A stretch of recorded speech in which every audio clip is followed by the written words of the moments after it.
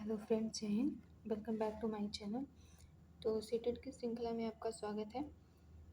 जैसे कि मेरा टॉपिक चल रहा है, मेरी थीम्स चल रही है फूड, भोजन, यानी कि भोजन के अंतर्गत मैं न्यूट्रिशंस यानी पोषण के बारे में अध्ययन कर रहे हैं हम लोग।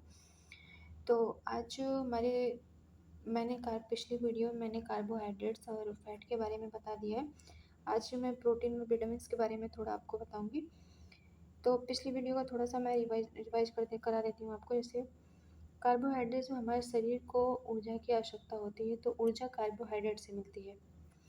कार्बोहाइड्रेट को कार्बोहाइड्रेट को खर्च नहीं करेंगे तो क्या होता है, फैट बन जाता है। और फैट को अगर आप खर्च नहीं करते हैं तो वो क्या बन जाता है, फिर वो कोलेस्ट्रॉल बन जाता है। और फिर कोलेस्ट्रॉल क्या करता है, लिवर में स्टोर रहता है।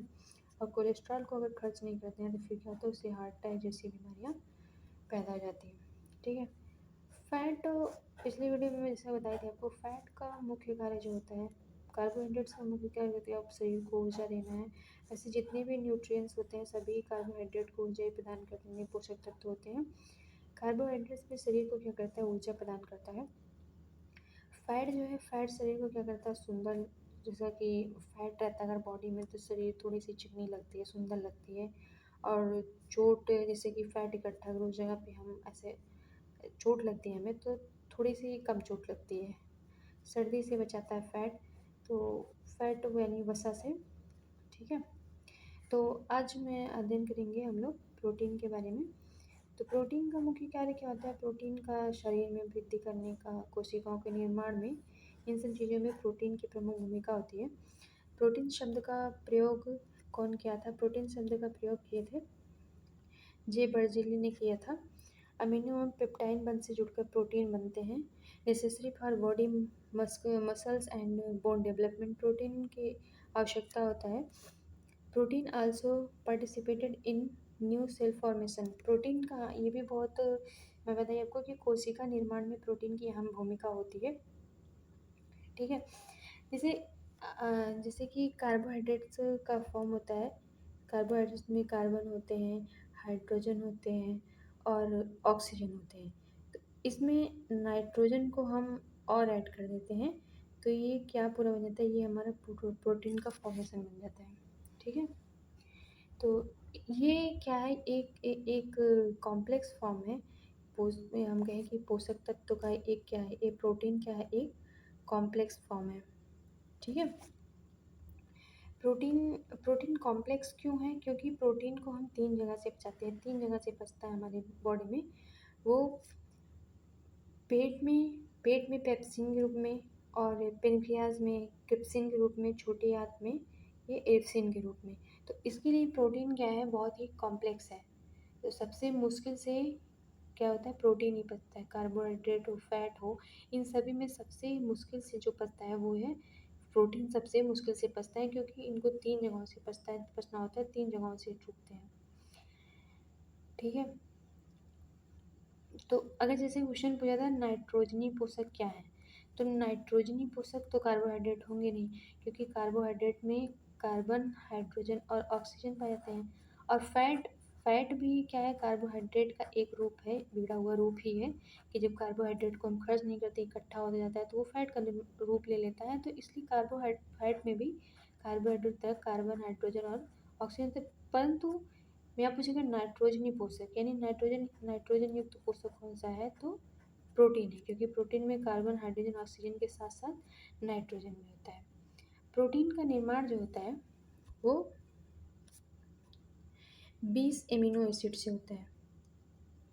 देखिए, आप इसको नोट करना चाहें तो मैं बोल रही हूँ, आप नोट कर सकते हैं। मैंने स्लाइड में ज़्यादा नहीं मेंशन किया है क्योंकि ये आपके सीटेट के लेवल से बहुत हाई है। ठीक है।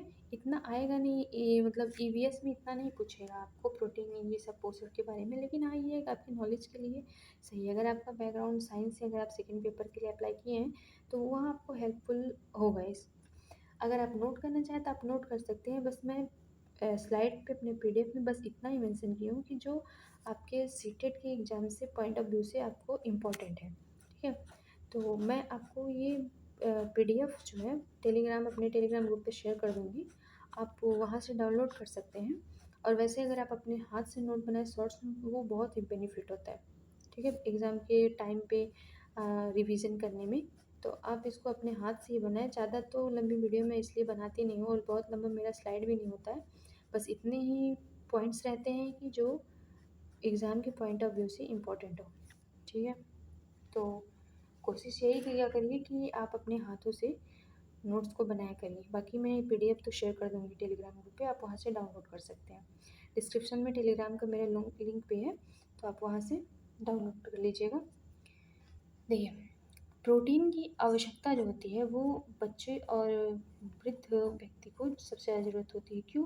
क्योंकि बच्चे को प्रोटीन के निर्माण से अगर उनको प्रोटीन की कमी हो जाएगी उनके शरीर में, तो उनका वृद्धि विकास क्या होता है, रुक जाता है। उसी तरीके से वृद्ध व्यक्ति को भी क्या होता है, क्योंकि उनकी कोशिकाएं टेढ़ होती रहती हैं, तो उनकी कोशिका के नए निर्माण के लिए, ताकि वो स्वस्थ रह सकें, इसके लिए उनको क्या है, प्रोटीन की अधिक आवश्यकता होती है बूढ़े व्यक्तियों को।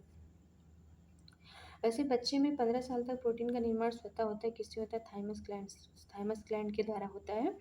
ये थाइमस ग्लैंड कहाँ पाया जाता है? ये थायराइसिस ग्लैंड यानी वक्ष गुहा में पाया जाता है थाइमस ग्लैंड, जिससे कि बच्चों में 15 साल तक प्रोटीन का निर्माण उस मात्रा में स्वयं होता है। ठीक है, तो अब जान लेते हैं कि प्रोटीन के मुख्य सोर्स क्या हैं, स्रोत क्या हैं इनके। तो प्रोटीन दाल, सोयाबीन, दूध और मशरूम। सोयाबीन, मशरूम और दाल, ये तीनों में सबसे ज़्यादा पाए जाते हैं। बाकी दूध, पालक, पनीर आदि इन सभी में पाए जाते हैं। और भोजन में प्रोटीन की कमी अगर हो जाती है तो इससे क्या होता है, हमारे शरीर की वृद्धि जो है वो रुक जाती है। इसकी कमी से क्या होता है, बच्चों में सूखा रोग या मैलास्मस या क्वाशियोकार हो जाता है, ये रोग हो जाते हैं। ठीक है, आज जान लेते हैं फंक्शन ऑफ प्रोटीन है। प्रोटीन का कार्य क्या होता है? प्रोटीन का मुख्य कार्य शरीर को, जैसे मैं बताया कि आधारभूत संरचना, यानी प्रोटीन क्या करता है, शरीर की वृद्धि विकास में, कोशिकाओं के निर्माण में इसकी अहम भूमिका होती है। और परिवहन प्रोटीन जो है हीमोग्लोबिन, सीरम, एल्वियम, रक्षात्मक प्रोटीन, प्रतिजैविक, संरचनात्मक प्रोटीन बालों एवं नाखूनों के केराटिन तथा हड्डियों में पाए जाते हैं। ठीक है, तो मैं आपको एक कोर्स को, प्रोटीन का निर्माण जो होता है वो 20 एमिनो एसिड से होता है। प्रोटीन का निर्माण किससे होता है? प्रोटीन का निर्माण जो होता है वो 20 एमिनो एसिड से होता है, जिनमें से ये क्या होता है, 10+10 के फॉर्म में रहते हैं। आप इसको नोट करना चाहें तो कर सकते हैं। 10+10 के फॉर्म में रहते हैं। जो पहला जो 10 होता है, ये क्या होता है, ये पहले से शरीर में उपस्थित होता है। बाकी ये दूसरा 10, ये 10 को हम क्या करते हैं, भोजन के थ्रू प्राप्त करते हैं। ठीक है, यानी कि एक प्रोटीन बराबर 10+10 अमीनो एसिड। ठीक है, वैसे इसमें भी ऊर्जा पाई जाती है। तो प्रोटीन में कितनी ऊर्जा पाई जाती है? प्रोटीन में 4 कितनी ऊर्जा होती है? 4.3 किलो कैलोरी। और कार्बोहाइड्रेट में कितनी होती है? ये होगी प्रोटीन में। और कार्बोहाइड्रेट में कितनी होती है? कार्बोहाइड्रेट में इससे 1 पॉइंट कम होता है, यानी 4.2 किलो कैलोरी होता है। और सबसे ज़्यादा होता है फैट में, यानी 9.2 किलो कैलोरी ये फैट में होती है। ठीक है, नेक्स्ट हमारा विटामिन क्या है? एक ऑर्गेनिक है, क्योंकि इसमें क्या होता है, कार्बन की मात्रा पाई जाती है। तो विटामिन शब्द का प्रयोग सर्वप्रथम या खोज कह लीजिए किसने किया था? फंक ने किया था। विटामिन कई प्रकार के होते हैं, जैसे बेसिकली 2 प्रकार में इनको विभाजित किया गया है विलेयता के आधार पर। जैसे वसा में घुलनशील विटामिन और जल में घुलनशील विटामिन। तो वसा में घुलनशील विटामिन के अंतर्गत आते हैं vitamin A, vitamin D, vitamin E और विटामिन के। और जल में घुलनशील विटामिन के अंतर्गत आते हैं विटामिन सी, विटामिन बी। और इसी प्रकार ऊर्जा से संबंधित जो विटामिन होते हैं वो विटामिन, इसमें सभी विटामिन बी के जितने भी सोर्स हैं, विटामिन बी के जितने भी पार्ट हैं उनको रखा गया है, क्योंकि विटामिन बी के कई प्रकार होते हैं, B1, B2, B3, B4, B5, B6, B12। रक्त से संबंधित विटामिन जो होते हैं वो B9 और B12 होते हैं। ठीक है, तो बेसिकली ये जो ऊर्जा से संबंधित और रक्त से संबंधित विटामिन है, ये विटामिन बी के ही पार्ट है। ठीक है, तो चलिए मैं एक एक करके आपको सारे विटामिन के बारे में थोड़ा थोड़ा डिस्कस करती हूँ। जैसे विटामिन ई है तो इसका वैज्ञानिक नाम क्या है? इसका वैज्ञानिक नाम है रेटिनॉल। इसका वैज्ञानिक नाम रेटिनॉल है। ये आँखों के लिए आवश्यक होता है। इसके सोर्स इससे क्या होता है, इसकी कमी से रतौंधी रोग हो जाता है। और ये प्रतिरक्षी विटामिन होता है। विटामिन ए क्या होता है? विटामिन ए प्रतिरक्षी विटामिन है। इसकी कमी से नाइट नाइट ब्लाइंडनेस हो जाता है या रतौंधी रोग हो जाता है। देखिए ये बेसिकली पीला फल जितने होते हैं वो सभी में पाए जाते हैं। वैसे पपीते में तो बहुत सारे विटामिन पाए जाते हैं। और आलू कह लीजिए, आलू जो होता है, आलू में तो बहुत सारे पोषक तत्व पाए जाते हैं, जैसे vitamin, fat, protein, carbohydrate, starch. आलू में सभी तत्व, ऐसे ही चना होता है। तो ये कुछ खाद्य पदार्थ ऐसे हैं जो हमारे शरीर के लिए बहुत ही लाभदायक होते हैं। ठीक है। तो विटामिन ए की कमी से कौन सा रोग हो जाता है? विटामिन ए की कमी से नाइट ब्लाइंडनेस या रतौंधी रोग हो जाता है। नेक्स्ट है विटामिन डी। विटामिन डी, इसका वैज्ञानिक नाम है कैल्सीफेरॉल। ये दांत और हड्डी के लिए आवश्यक होता है।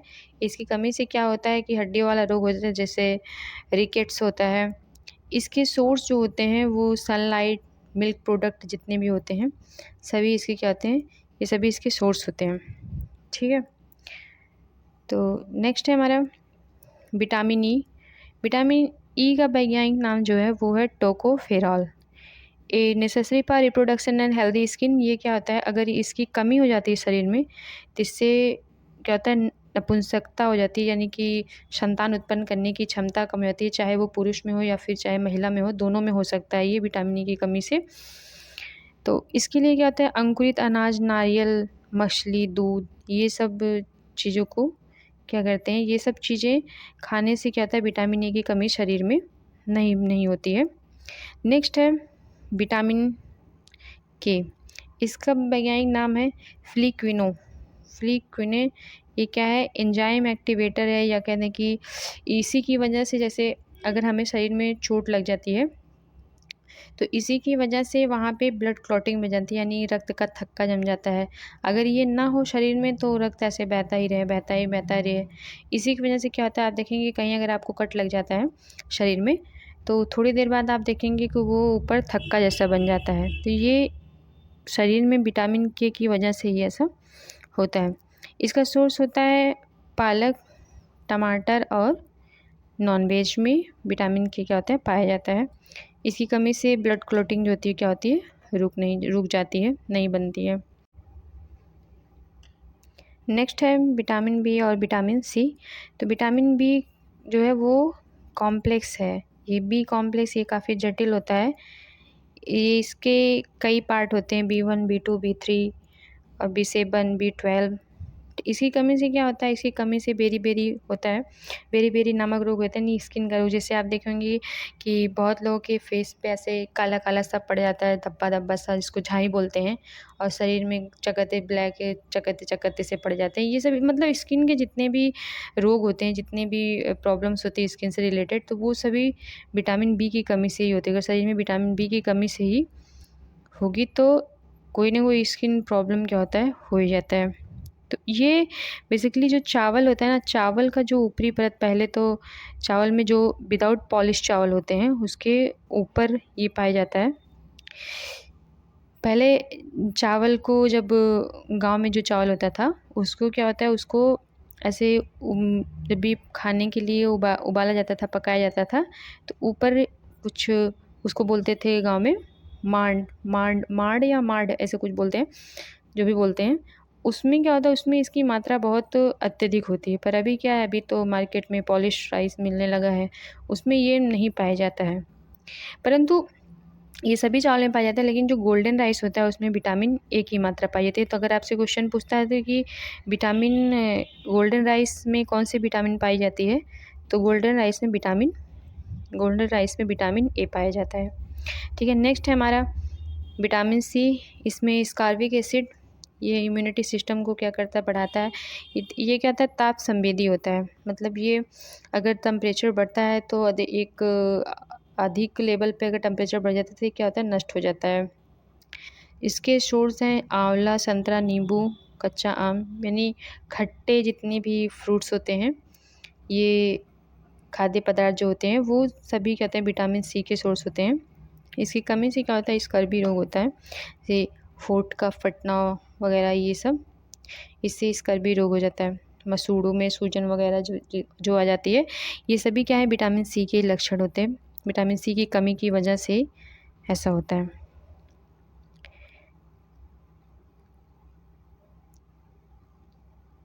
तो चलिए आज बस यहीं तक।